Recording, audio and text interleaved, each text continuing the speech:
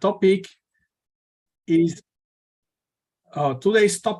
Brauer relations and large class groups. So it's a joint work with my brother, whom I've been collaborating several times on class groups.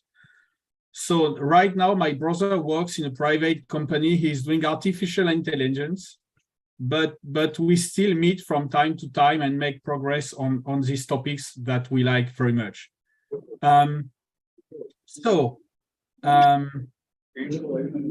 What's basically the framework of this talk? Well, I consider number field, which is a Galois extension of Q, and I denote by G the Galois group, by class of K the ideal class group, and H of K the order of this class group. And the basic fact that you all know very well is that because the Galois group acts on the field, well, it also acts on the ideals, and so the ideal class group has a natural action of the Galois group G, and this gives ZG module structure. Okay, so basically, the topic is what kind of information about the class group can we get from this module structure? As you all know, representation theory is a very, is a very important topic in algebra. And so whenever we have some representation of some finite group on some finite vector space or stuff like that, well, it's interesting to know how this representation can be described. So it's the kind of topic I'm interested in right now. Let us give an example of dihedral extensions. So this example is a very basic one, but still very interesting. So, I assume that this Galois extension has Galois group, the dihedral group of order 2p, where p is a knot prime.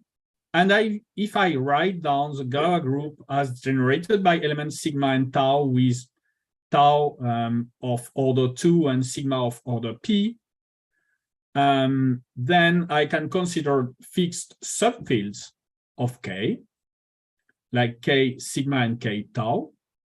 And there is a relation between class numbers of these fields, which is the following. So this quotient of H of K by H of K sigma and H of K tau square is in fact some index of units divided by some power of P. So this formula is really a very nice formula, because on the left-hand side, you have size of class groups of the field K and of its subfields. And on the right-hand side, you have some unit group, some index of units. And on the down, you have P to the 1 plus epsilon. Well, it's just basically that epsilon is 0 if the quadratic subfield is imaginary, and 1 if it is real. So basically, this epsilon is coming from some unit, some fundamental unit in the quadratic subfield. So this kind of relation is in fact a very special and explicit case of Brauer's class number relation, which is much more general. But I like this case because it's very explicit and everything can be described very explicitly. By the way, it's not very hard to check that this index of units, is in fact a power of P. So this quotient is a power of P. So in other terms, we have the following information: that the class group of K is in fact a product of class group of subfields up to a power of P. And so it's very natural to ask if, in fact, it's not just a relation between class numbers, but in fact a relation between class groups themselves. So is there some underlying isomorphism between prime 2p parts of the class groups? it's a very natural question to ask. And in fact, it was conjectured in the early 20th century and proved by Walter in the 70s using integral representation theory. Again, it was proved in a large, in a very general setting, but I mean, this kind of relation are more or less well known since a long time. So what is exactly the statement? The statement is that we have a natural map from the class group of K to the sum of class groups of subfields just by projecting the class group on the top to the class group on the bottom by norms. So it's a very it's really a stupid map. You did just take the norm of an ideal, you send it to K sigma, to K tau, or K sigma tau, which are the two quadratic, who are the two conjugate subfields of degree P, and class of K sigma is a quadratic subfield. So this map has P torsion, kernel, and co-kernel, and in fact, the formula from the previous slides gives the exact size of the difference between the two groups. So by the way, we note that these two fields are conjugate, so it explains why we have a square factor here. Because, well, we have two different subfields, but they are conjugate, so they are isomorphic, so the class groups are the same. Why is it important to state it with two different fields? Well, because the natural map is going to the three fields, to the three subfields. That's the most natural way to do things. Now I'm really interested, as you know, in M ranks of class groups. That's why I'm coming up with this formula. So I recall the definition. If M is an integer and A is a finite abelian group, rank M of A is the largest R such that A contains a cyclic subgroup of order M to the power R. And so it means we have R elements of order M which are independent. And this is a definition of the M rank of A. So according to the previous discussion, going back to dihedral extensions, if P does not divide M, then we have some isomorphism between M ranks of class groups, because we have an isomorphism between these two abelian groups up to a power of P. So it means that when P doesn't divide M, we have an isomorphism between M parts, and we can say that the M rank is additive on this formula. So now this formula is interesting to me because if I'm trying to make the class group of K large with large M rank, it is exactly the same than to turn these two terms large. So in other terms, I'm going to study the class group of the big field by looking at class groups of subfields, and I can get information from the bottom to the top. So it's really a very nice formula, because again, if you have a computer algebra package to compute class groups, for example, obviously it's harder to compute class groups of larger fields. So you can start doing numerical experiments with subfields and try to compute these class groups. So it is both theoretically and practically interesting. So I will give you an example of what can be done with dihedral group of order 6, which is in fact also the symmetric group on three elements. So in my previous work with my brother, we had a family of fields with dihedral group D6 with M rank at least 1 for the quadratic subfield and at least 2 for the degree 3 subfield. So if we add the 1 and 2 times the 2, we get a lower bound of 5 for the M rank of the class group of the dihedral field. So that's basically the story I want to tell in a more general setting. I mean, if we have a relation between a class group of the field K and class group of the subfield, and we manage to make class group of the subfields large, then we get a relation on the top. So I also mentioned this result because, in fact, it was not obtained by using this trick.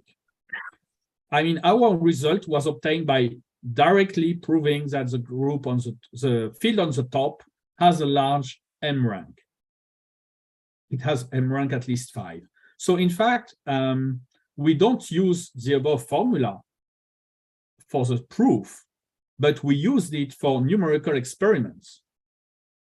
We used it a lot because when we had, you know, whenever you deal with construction of number fields with large class groups, you have all kind of congruence conditions for the results to hold.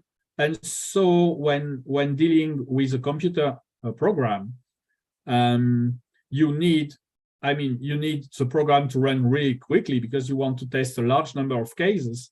And so we have been doing experiments on these objects. And in fact, running through small m, we have been able to find example where this M rank is at least 6 because one of the terms was a bit larger.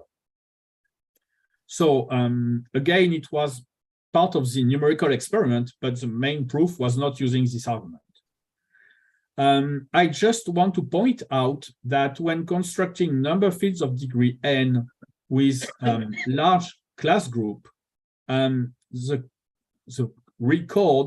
general record is the result by Nakano from the 70s, which is n over 2 plus 1.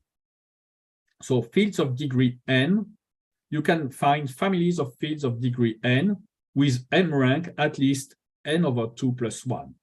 And so it was an interesting case to obtain a family of fields of degree 6, where we can beat by 1 the result by Nakano. So today, I want to generalize this kind of fact to symmetric groups. So it's, in my opinion, a very natural question. What kind of lower bound on M ranks of class groups is it possible to obtain for fields with Galois group Sn? So, well, Nakano, as I said, can construct field of degree n whose class group has M rank at least n over 2 plus 1, but this field obviously is not a Galois extension of Q. Now, what happens to the Galois closure of this field? So as you all know, field of degree n have generically Galois closure Sn.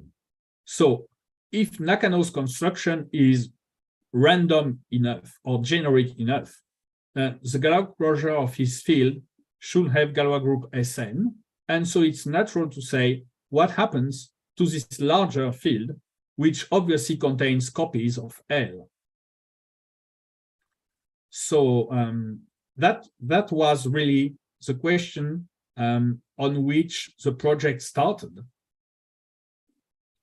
And now I turn to Brauer relations. So what is a Brauer relation and where does the formula comes in the dihedral case? So a Brauer relation is a very specific relation in representation theory between certain Q of G modules.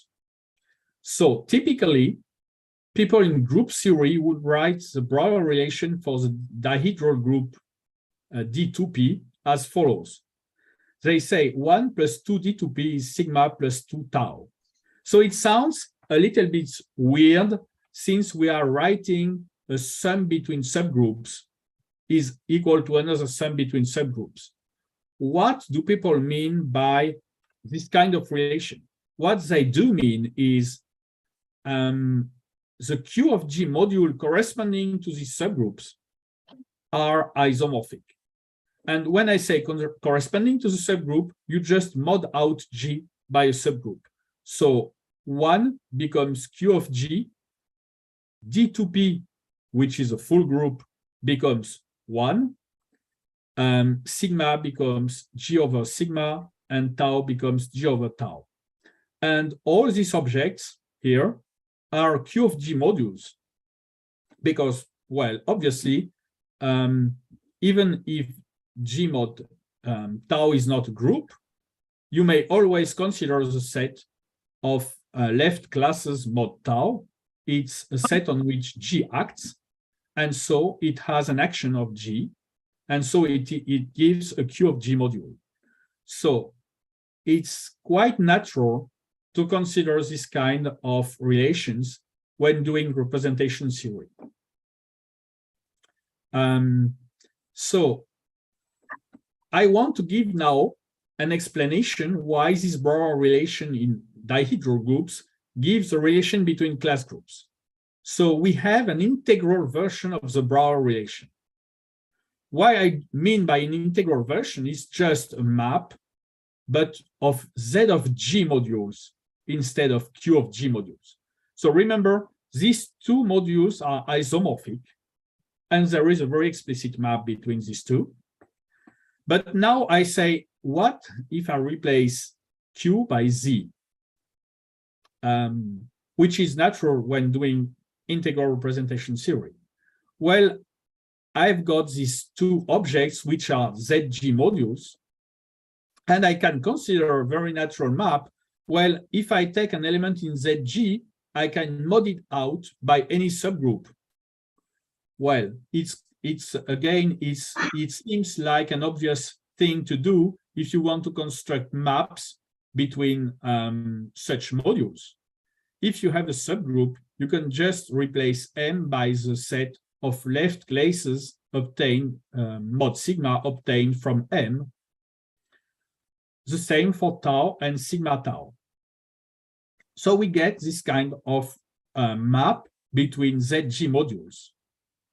And now the miracle happens, which explains why we have relation between class groups. Is this map is injective with co-kernel of order P. So again, it's not obvious, but it follows from some computation. Now I want to add a small comment. Such a map has to be injective because it is injective after tensoring by Q. So obviously I have a map which is an isomorphism over Q, and it has to be with finite co-kernel over Z, because when I tensor with Q, I kill everything, okay? So it has to be injective because it is injective over Q, and it has to be finite co-kernel. But now I've got more precise information that the co-kernel has order P. And so by, again, elementary linear algebra, I can construct a map in the other direction, which is, well, like the inverse isomorphism. If I think phi as being some kind of isomorphism up to P torsion, I can construct an inverse isomorphism such that phi composed with phi prime is multiplication by P in both directions. Okay, so again, if you think that these Q of G modules are isomorphic, they are finite dimensional Q vector spaces, you can just write the isomorphism as a matrix and just look at the coefficients of the matrix at some point. The co-kernel has order P, and you just multiply by P, and that's what you get. So it's completely elementary argument, but it's also very explicit. So by the way, this map from ZG to ZG mod sigma is a kind of reduction map. I reduce mod sigma, and there is a lifting map in the other sense, in the other way, which in fact just takes an element mod sigma and sends it to the multiples of this element by powers of sigma, which is in fact the sum of all inverse image by this map. So there are two very natural operations, which is reducing mod sigma and lifting. And these two operations are kind of building blocks for maps between such modules. So again, this is all very natural, and we want to find a way to generalize this. So in order to generalize this kind of construction, we want to consider the set of all permutation modules. So what is a permutation module? It's ZG module of the form Z of X, where X is a finite set on which the group G acts. And obviously, we can write down the set as union of its orbits. And each orbit is of the form G mod H for some H, which is a stabilizer of some element of the orbit. So any permutation module is a direct sum of modules of the form Z of G mod H, where H is any subgroup of G. So integral representation theory is just the study of permutation modules. And by the way, representation theory can also be seen as a study of permutation modules over Q. It's a very funny way to state it, but it's well, just a different point of view on representation theory. So if I come back to my isomorphism, well, it's not really an isomorphism, it's an isomorphism up to P. Well, it's a map between permutation modules. And now the question is, what do we get from maps of permutation modules? Well, now I come to a really hardcore argument, which is the following. So what is the relation between these permutation modules that I am playing with on one hand and class groups on the other hand?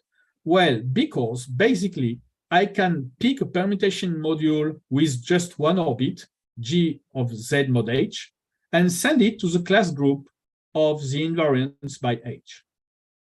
And this recipe is in fact a functor on permutation modules, which respects, I mean, when I say it's an additive functor, it just means that it is sending objects to objects, maps to maps.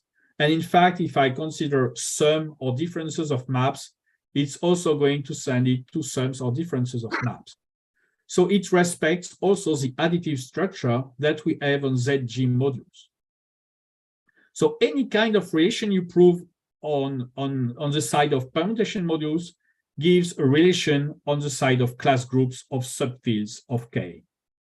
Now, if I consider again my very natural maps, the reduction map corresponds to the norm map from the class group of the top to the class group of the bottom. And the lifting map corresponds to the natural map, which is sending an ideal on a subfield to the same ideal tensored by OK. So all this is at the same time very abstract, but very explicit. Whenever I construct a map between permutation modules, I've got similar maps between class groups of K and its subfields. And so if I prove some relation on the left, I get the same relation on the right, which is basically the main tool if you want to understand integral representation on class groups. So this, now that the theoretical setting is put, we may ask, what does it give on our particular dihedral case? So I go back to my dihedral case. I've got on the left the first module is z of g plus z squared. Well, the image by the map is in fact the class group of K, which corresponds to G, and the class group of Q, which corresponds to the full subgroup. Now, what happens on the other side? Well, we have these class groups of subfields of K. And now I've got some additional objects, which are the maps phi and phi prime at the level of permutation modules. So in the source category, we have maps whose composite in both directions is multiplication by P. And so on the target category, we also have the image of these maps that I denote by F phi and F phi prime between sums of class groups which have the same property, that the composite in both directions is multiplication by P. So which proves that the kernel and co-kernel of these maps are P torsion groups. Of course, we don't get very precise information on the size of these P torsion groups. They could be really large P torsion groups. The claim is just that from a very formalistic point of view, we get the same relation on permutation modules and on class groups. And that's very satisfying, because whenever you want to construct some complicated combination of norm maps, you just have to do it on the level of permutation modules. You don't need to do it using norm and ideal theory. So it leads me to say that this functorial point of view is very helpful if you want to prove the most general result possible and then apply it to class groups. Well, if I want to revisit Walter's proof, remember that Walter said that if I invert the order of the group, I get an isomorphism, and that's exactly what we get. Walter is in fact considering a slightly different argument, but it is of the same nature. Walter said that morphism from Z of G mod H to the class group is exactly the H invariance. So he said, if I send some permutation module to the H invariance, it's also a functor and it has nice properties.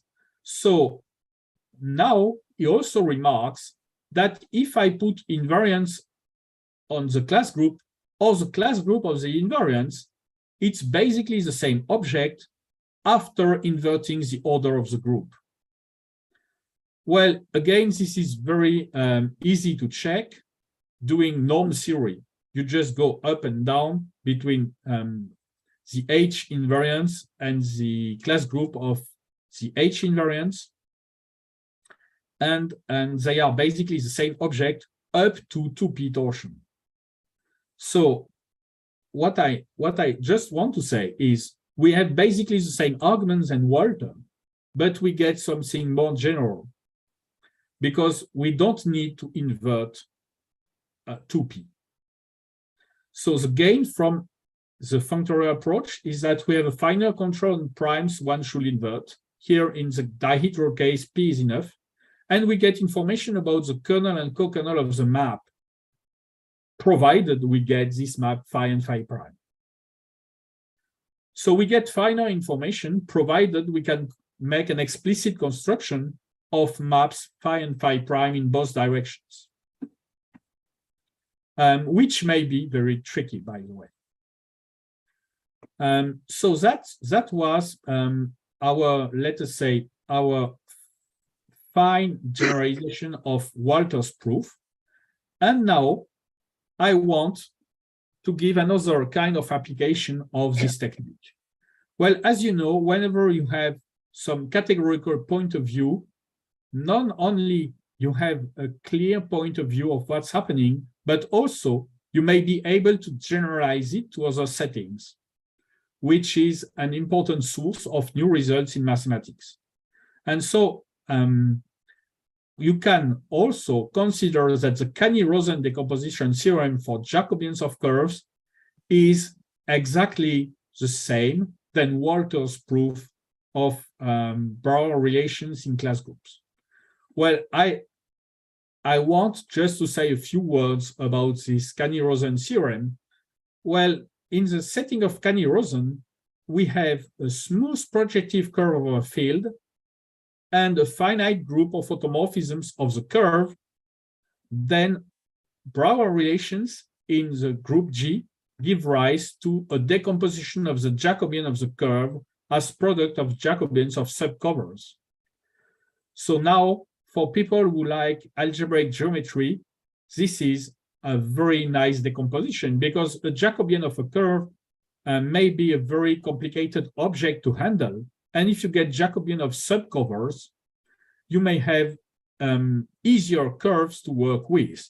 So in the dihedral case, we recover the following theorem by Kani and Rosen. If T2P acts on the curve C, then we have that the Jacobian of C and the Jacobian of C mod T2P square is isogynous to the product of these two Jacobians of subcovers. So the sign here means the existence of some isogeny between these two abelian varieties. Again, it's not an isomorphism because, as we have seen, Brauer relations don't give isomorphisms, but let's say quasi-isomorphisms up to some number dividing the order of the group. So now, if you want theoretical explanation from Kani-Rosen decomposition theorem, you can just invoke a new functor which sends z of G mod H to the Jacobian of the curve mod H. So by the way, people who know class groups also know that class groups in algebraic geometry are in fact Picard groups. And so the Jacobian is also a Picard group.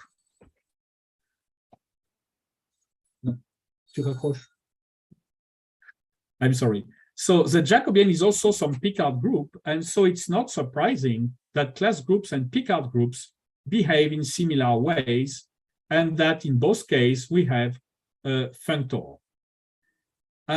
So any relation between permutation modules gives a relation between Jacobians of subcovers of the curve C. So we recover the Kani-Rosen theorem, and we get also refinement of the Kani-Rosen theorem that in the dihedral case, the isogeny we get as kernel p-torsion group. So, you know, Kani-Rosen says there exists some isogeny, and we say, oh, and we can also say that the kernel of the isogeny is a p-torsion group. Because we have these maps, phi and phi prime in both directions, whose composite is multiplication by p. Same argument. So all this kind of result fit in a really general setting.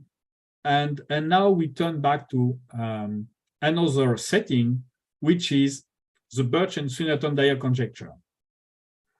So it is, well, it is in fact related also to class groups, but in a less natural way. So if I consider an elliptic curve over Q, and I consider again a Galois extension of Q with group G, then there are groups which are very similar to class groups, namely the Selmer group and the Tate-Shafarevich group of the elliptic curve E. They behave in the same way than the class group. And so they behave very nicely with respect to subfields. And it was pointed out that the L function of the curve behaves even better. Its residue at 1 is multiplicative under Brauer relations.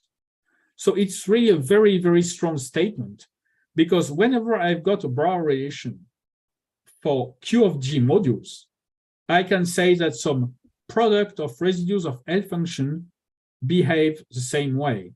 So this is exactly the map we are considering here. we start from a Q of G permutation module and we go to an element of Q star, which is the residue of the L function of E over the subfield KH. So it turns sums into products. So it respects the multiplicative structure if you want. Tim and Vladimir Dokshitzer have published in 2009 and 2010 very important papers on the Birch and Swinnerton-Dyer conjecture for elliptic curves over number fields based on this observation. So it's, as you see, there are many settings in which this kind of functor from permutation modules to some target category or set is useful. So now I want to go back to class groups and to my strategy. If I start from a Galois extension with group G, and I want to establish relations between class group of K and those of its subfield, we need two ingredients. We need a Brauer relation, and we need an integral version of this Brauer relation. So what do we mean by integral version of the Brauer relation, which is more or less a vague term? Well, there is, in fact, a definition of what is an integral Brauer relation. It's a certain morphism of Z of G modules corresponding to the isomorphism of Q of G modules. So this, in fact, was made in the 50s by Miranda. In fact, at this time, there was a huge work of several people on integral representation theory, and not just representation theory of Z of G modules, but also of all kinds of finite algebras over Dedekind rings. And so from this period, you can find a lot of results about integral representation theory.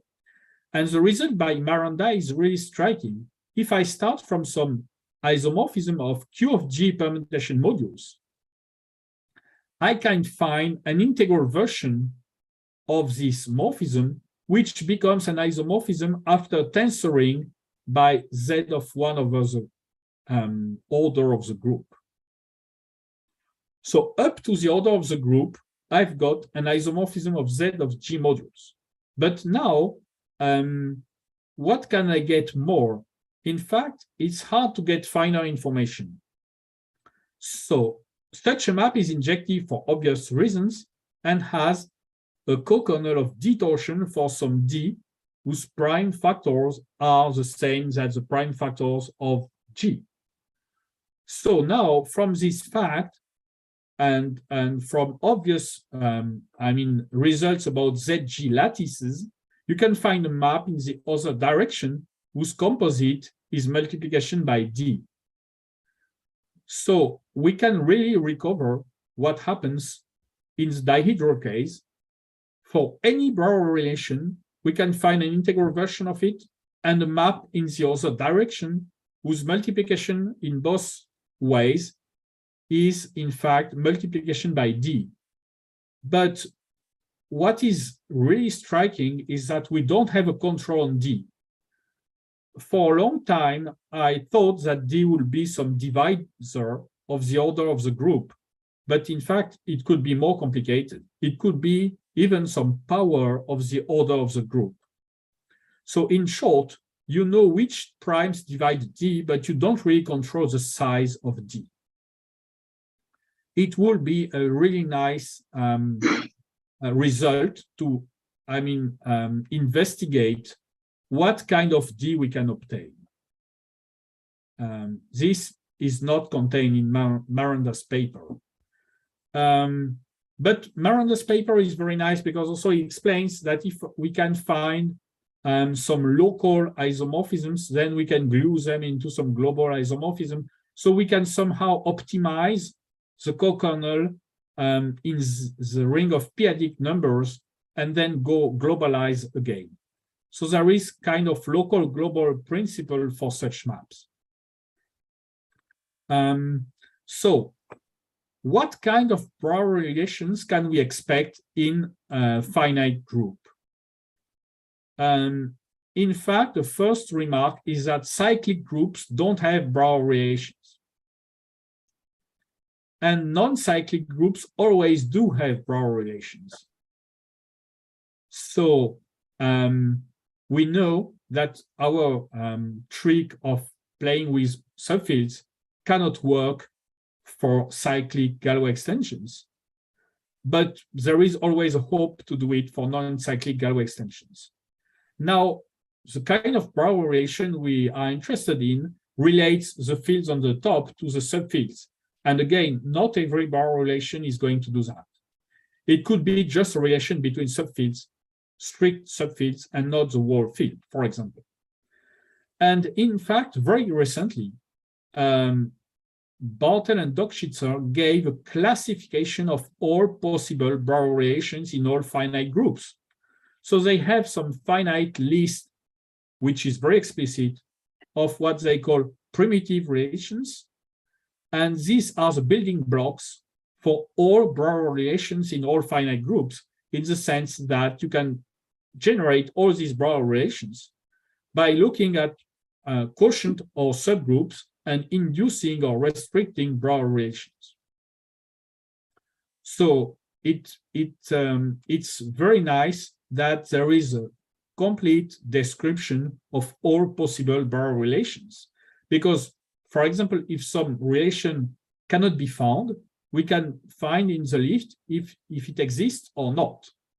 I mean, you know, in many kind of situations, when you are looking for a formula, if you don't find it, it's not a proof that it does not exist. But here, not only we have ways to construct formulas, but we also have ways to say that some formula cannot exist, which is nice. Now, what about symmetric groups, which was my first focus? So again, I start from some Galois extension of degree n, whose Galois closure has Galois group, the symmetric group of order n. Then, well, L has n conjugate fields corresponding to the n stabilizer of one element in the symmetric group. So it is quite tempting to relate the class group of K with the class group of the conjugate subfields of L. So in the dihedral case, we have seen that we have two conjugate subfields of degree 3 and one quadratic subfield, and the sum of the three gives a complete description of the class group. Now, what happens for larger values of n? And there, the result by Bartel and Dockschitzer comes up and tells us that for n larger or equal to 4, there is no Brauer relation in symmetric group Sn, which relates the class group of L and its conjugates to the class group of K. So there are other Brauer relations which relate other subfields, but not these ones. Not these ones. Because, well, you can describe everything explicitly. They correspond to certain subgroups of the symmetric groups, and these subgroups don't have a Brauer relation. So there is no way to use Brauer relations to get this kind of results about the symmetric group Sn. And it took a long time to observe that, because first we had to learn the theory, what kind of Brauer relations can we expect, and finally find we cannot. So fortunately, there is a way to avoid this by considering a weaker relation than a Brauer one. So again, a Brauer relation is an isomorphism between two representations of the group G. What if, instead of an isomorphism, we just correspond a map, which is not an isomorphism, but, for example, which is injective or surjective? So we have the hope that there are other relations than isomorphisms. And so that's what we did in the symmetric case. So here is our main result about permutation modulus under the symmetric group. So we consider this symmetric group of order n over the set of n integers. We pick a cycle of length n, and we denote by hi the stabilizer of one element. So this hi corresponds to the conjugate subfields of L. Now, we manage to find a morphism of Z of G modules, which is a natural one, which I mean by natural, we just take ZG to an element of ZG to its quotient mod sigma and all the HI. And this map is almost surjective. Almost surjective means its co-kernel is a torsion group of order we can control. In fact, it's a factorial n torsion group, but in fact, we can even manage to do slightly better. It's the n factorial n-2 torsion group. So it's almost the same as we say it's a G torsion group for G is the order of the group. So what do we get from this? Now, as I say, we need, from the functorial point of view, we need a recipe which sends this map phi to a nice map between class groups. And what are the properties of the image of this map? So, in other terms, if we want to derive information from this map, we need to find a map in the other direction, whose composition in both directions is multiplication by this number, which is the size of the co-kernel. So, unfortunately, we have not been able to find such a map because it's very tricky to find inverse image of elements at the arrival. This is really the tricky part of the construction. We have a natural map, but finding a map in the other direction is really hard. In fact, it may not exist because in the case where we start from an isomorphism of a Q of G, it is clearly easy to prove the existence of such a map, but here it's not. And fortunately, we have the following fact that whenever we have a map between Z of G permutation modules whose co-kernel is D torsion, there is a theoretical reason for which we can find a morphism in the other direction whose composite is D times G. So the co-kernel is going to increase. We start from a co-kernel D torsion, and now we find a co-kernel D times G torsion, which is not optimal, but does the job. We just want to find a map in the other direction whose composition is multiplication by some number. So where does this result comes from? Well, basically, it comes from basic representation theory. When you want to find a section of a map of Z of G modules, you can just divide by the order of the group and you find a section. And so if you don't divide, you find a section up to multiplication by the order of the group. It's just basically by taking an integral on the action of the group. So, you all know that in representation theory, when looking at FP of G modules where P does not divide the order of G, you have some semi-simple theory, which means that all short exact sequences split. Here, when you deal with short exact sequence of the Z of G, they don't all split, but they split up to multiplication by the order of the group. So that's the central fact of integral representation theory. If you multiply by the order of the group, you can kill all obstruction to splitting of sequences. And so you get maps in the other direction. So now we have our relation. Hello, sorry to disturb you. So your time is up. Maybe you can wind it up. Sorry? Can you hear me? Your time is up. Oh, the time is up. Okay, yeah. So yes. The conclusion is really short now. So the relation we are looking for is just the following relation, that if I start with my number field with Galois group Sn, I can relate its class group to class group of the conjugates of L to the power n minus 1 and class group of this subfield K sigma. Well, the relation is that the map has a finite co-kernel, which is n factorial and n minus 2 factorial torsion. And so whenever I've got the M rank of the group, of the class group to compute, I can relate it to the M rank of subfields up to multiplication by this number D, which is not really a problem. So I will just give the main theorem with skipping the the proof. So the theorem we get from that is we start from Nakano's extension R over Q, whose class group has M rank at least n over 2 plus 1.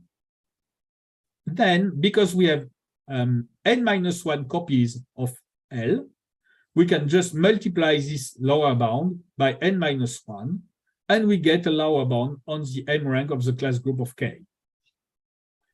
So we get the expected relation because what we want is just a lower bound on the M rank, but it's not as fine as the dihedral case where we get exactly the M rank from the rank of the subfields.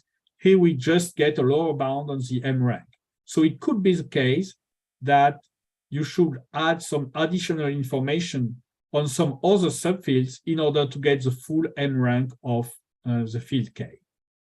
So which is a bit fun is that for n equals 3, the lower bound is 4, which is the same as Nakano's general lower bound.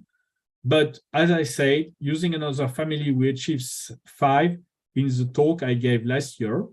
And in general, the bound is really smaller than Nakano's one. But the added value of this construction is that the fields obtained are Galois extensions of the rationals. And that was the question we started from. So thank you very much for your attention. Thank you, Tom. Any questions or comments?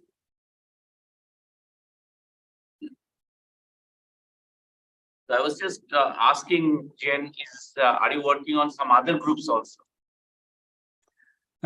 Well, yes and no. So we found Brauer, we found integral versions of Brauer relations for many other groups, but we did not got construction of families from that.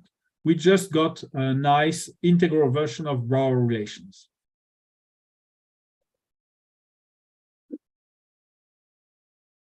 So there is hope that you might be getting some such relationship. Yes. That would be nice. Yeah. What are we? Yeah. So any other comments?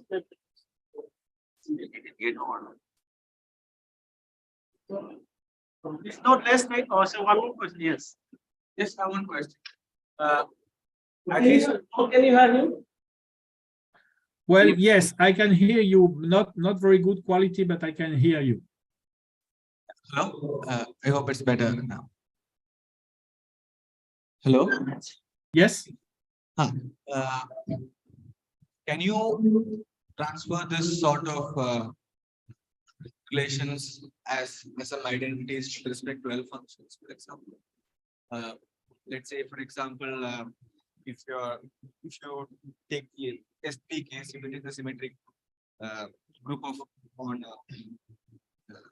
S3, which is symmetric group on 3 elements, then the L function of that can be written as a product of zeta times L is chi1 times L squared is chi2, where chi1 is the 2-dimensional representation and chi2 is the chi1 is a character and chi2 is 2-dimensional representation. So this somewhat corresponds to the first formula that you had in your first slide, where the class number of the largest field is written as a product of the one of the class numbers times the square of the other class number. upper also. So this sort of got me thinking, can you translate this information into products of, I mean, identities involved in products of L functions, for example? Oh, yes.